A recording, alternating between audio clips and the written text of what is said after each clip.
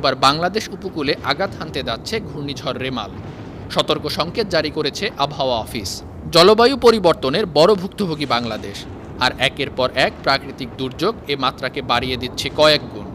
Cedar, আইলা, আমফানের পর এবার বাংলাদেশ উপকূলে আঘাত হানতে যাচ্ছে ঘূর্ণিঝড় রেমাল।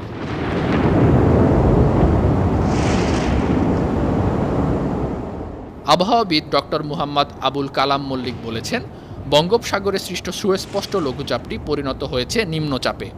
শক্তি সঞ্চয় করে বাংলাদেশ উপকূলে আছড়ে পড়তে পারে রোববার। অন্যদিকে ভারতীয় আবহাওয়া অধিদপ্তর বলছে, ২৬ মে ঘূর্ণিঝড়টির অগ্রভাগ বাংলাদেশ উপকূলে আছড়ে পড়বে। ঘূর্ণিঝড় রেমালের গতিবেগ ঘণ্টায় থাকবে ১২০ কিলোমিটার। এদিকে রেমাল দুপুর ১২টায় চট্টগ্রাম সমুদ্র বন্দর থেকে ৮৭০ কিলোমিটার দূরে অবস্থান করছে।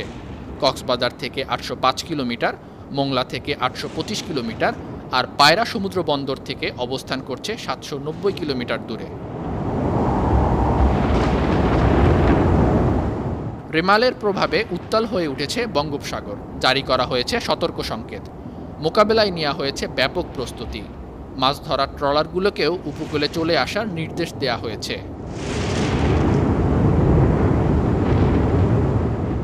রেমালের ভয়াবহ হুমকি মোকাবিলায় জেলায় জেলায় প্রশাসন নিয়েছে ব্যাপক প্রস্তুতি।